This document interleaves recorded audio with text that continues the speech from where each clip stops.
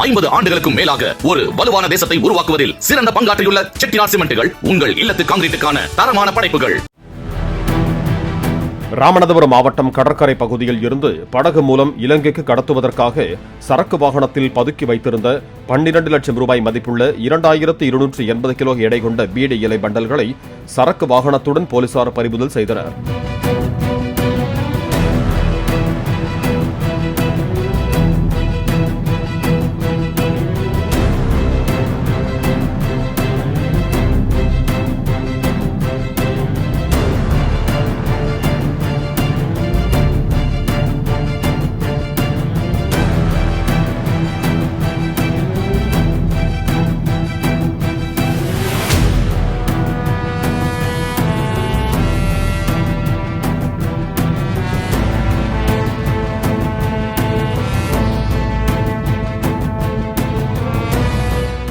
ஐம்பது ஆண்டுகளுக்கும் மேலாக ஒரு வலுவான தேசத்தை உருவாக்குவதில் சிறந்த பங்காற்றியுள்ள செட்டிநாட் சிமெண்ட்டுகள் உங்கள் இல்லத்து கான்கிரீட்டுக்கான தரமான படைப்புகள்.